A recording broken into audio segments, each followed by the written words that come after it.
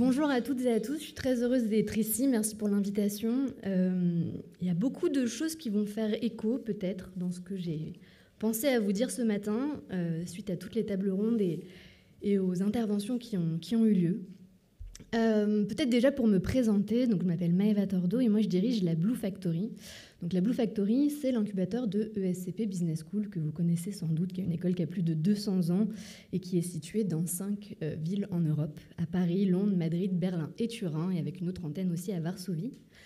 La Blue Factory, donc, c'est l'endroit où tous les étudiants et tous les alumni de l'école peuvent venir s'ils souhaitent créer un projet.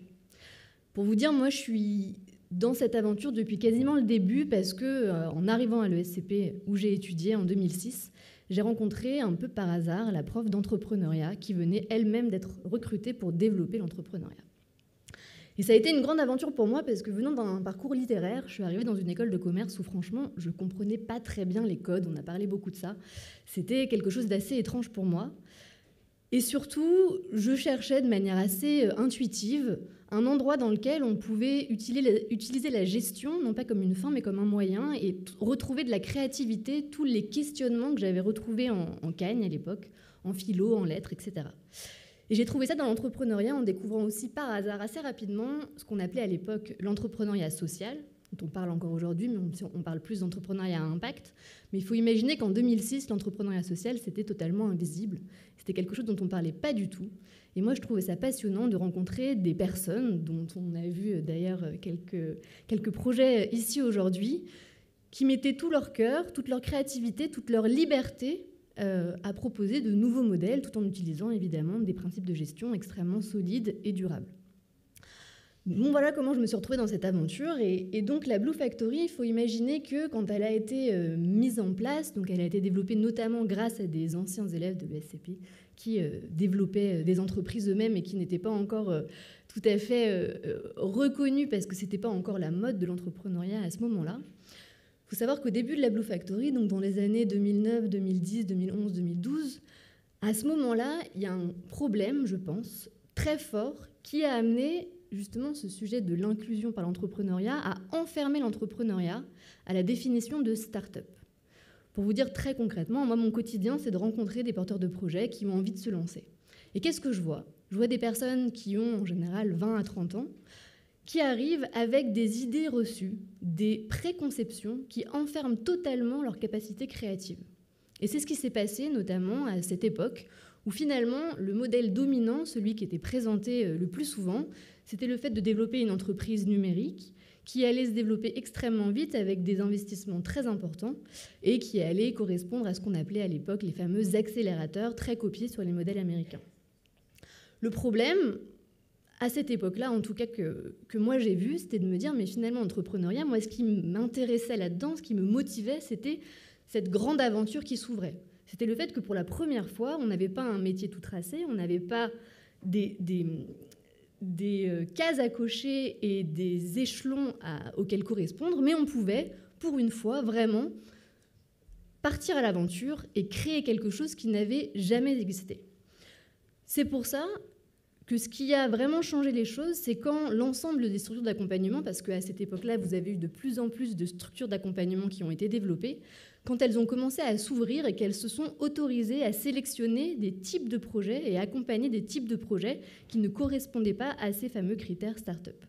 À la Blue Factory, c'est comme ça que dès le début, nous, on a proposé d'accompagner aussi bien des associations, des restaurants, évidemment des start-up numériques, des entreprises industrielles, des entreprises qui avaient un seul fondateur, une équipe, et de ne surtout pas avoir ces critères prédéterminés à l'avance qui empêchent justement d'inclure tous les types d'entreprises et qui, en fait, si on les laisse entrer dans un même programme, permettent réellement l'innovation. Ça, c'est pour parler plutôt de comment est-ce qu'il s'agissait à l'époque de déconstruire le point de vue sur qu'est-ce qu'une entreprise et aussi sur son développement. Mais il y a un autre problème, évidemment, qu'on a vite rencontré. Dans les années 2018, on s'est réunis, on était 10 structures d'accompagnement. Donc vous aviez la structure Google for Startup, vous aviez le réseau Entreprendre, vous aviez également le village BSCA, la Blue Factory, bref, on s'est tous réunis. Et on s'est rendu compte qu'on avait un problème pour accompagner les entrepreneurs. On avait deux problèmes. L'un était qu'ils ne savaient vraiment pas vers qui se tourner, puisqu'il y avait tellement de structures d'accompagnement que c'était très difficile de savoir laquelle correspondait à leurs besoins. Et la deuxième, c'était justement ce formatage de l'accompagnement qui ne donnait pas du tout sa place à tout le monde. Et globalement, on connaît tous le cliché du profil de l'entrepreneur qui a un background culturel identique, souvent un genre aussi, et qui finalement va créer toujours la même chose. Donc la grande question, c'était comment rendre accessibles nos programmes d'accompagnement. Donc là, on a d'abord regardé en fait comment est-ce que les porteurs de projets pouvaient entrer dans nos programmes, et on s'est aperçu que très simplement, c'était incompréhensible. Les dossiers à remplir étaient pleins de jargon. On demandait, avant même de rentrer dans l'incubateur, des business plans hyper compliqués. Si tant est que quelqu'un ne savait pas ce qu'était EBITDA, il ne pouvait pas rentrer.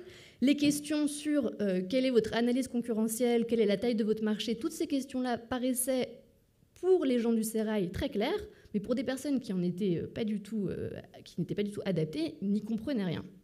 Donc il a fallu tout changer. Et moi, ce qui m'a marqué très fortement, ça a été notamment une fois, vous connaissez peut-être Awa Dramé qui a monté Time to Start, qui est un incubateur fantastique, notamment pour les entrepreneurs issus des quartiers. Awa a postulé à la Blue Factory. Et quand j'ai reçu son dossier, il y avait une très courte phrase par question. Et ça ne correspondait vraiment pas du tout à ce qu'on avait l'habitude de lire dans les dossiers. Heureusement que je la connaissais, et que du coup je l'ai appelée en lui disant « mais qu'est-ce qui s'est passé ?» Et elle m'a dit « non, mais j'ai répondu aux questions ». Et effectivement, les réponses étaient extrêmement précises et justes, mais quand même vraiment très courtes. Et moi, j'avais l'impression que, pour tout vous dire, qu'elle s'était moquée de moi. Mais pas du tout. Elle m'avait dit « non, mais il y avait des questions, j'ai répondu aux questions. » C'était une phrase, oui, mais c'était exactement ce que tu attendais de ma réponse. Je fais oui, en effet. Donc, on a enlevé les dossiers, on a mis des vidéos, des entretiens, et on a quand même mis des dossiers, mais seulement vraiment à la fin, uniquement pour pouvoir avoir un premier travail quand il s'agissait de déposer des dossiers de financement à la BPI et à d'autres organismes. Mais donc, on a vraiment changé tout ça.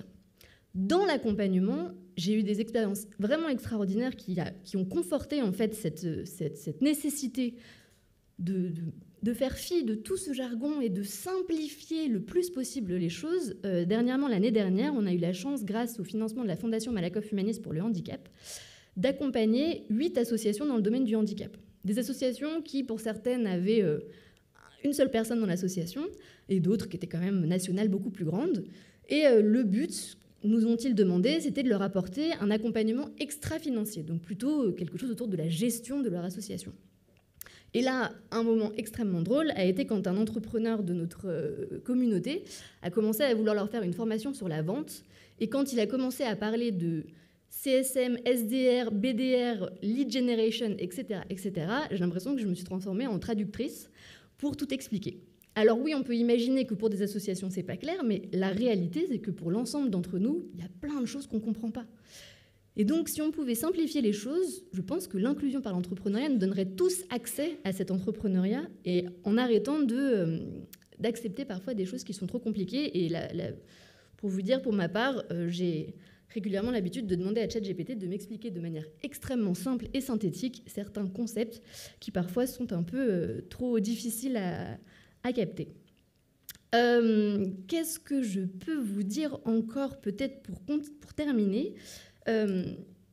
Du coup, quand on parle d'inclusion par l'entrepreneuriat, de mon point de vue, la magie de l'entrepreneuriat, c'est que c'est inclusif par définition.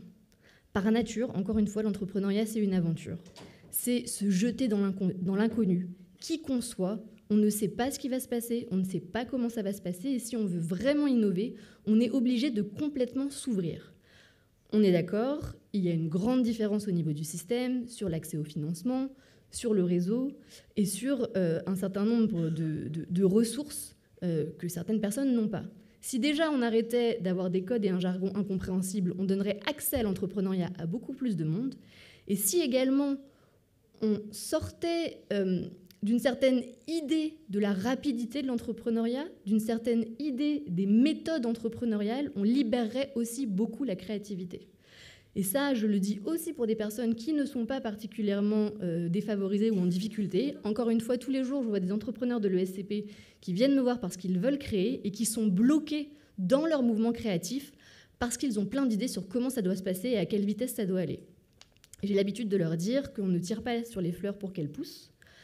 et qu'il y a vraiment cette organicité du déploiement entrepreneurial avec une temporalité nouvelle qui oblige à casser tous les codes et à ouvrir totalement le champ des possibles.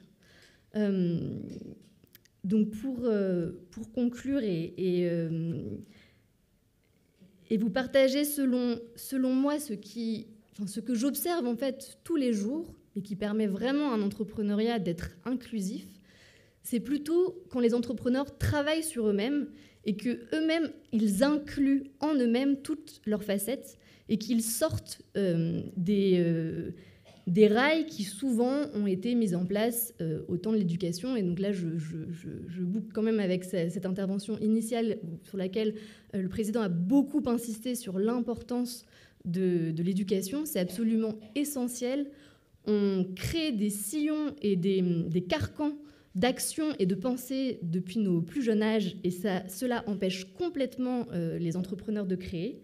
Et si on veut vraiment innover, en ouvrant tout ça, on a des projets magnifiques qui sortent, et je mentionnerai pour vous quelques projets qui sont sortis donc, de la Blue Factory et qui, je trouve, montrent qu'on peut vraiment faire les choses différemment, même si on a vu déjà, encore une fois, plein d'exemples aujourd'hui.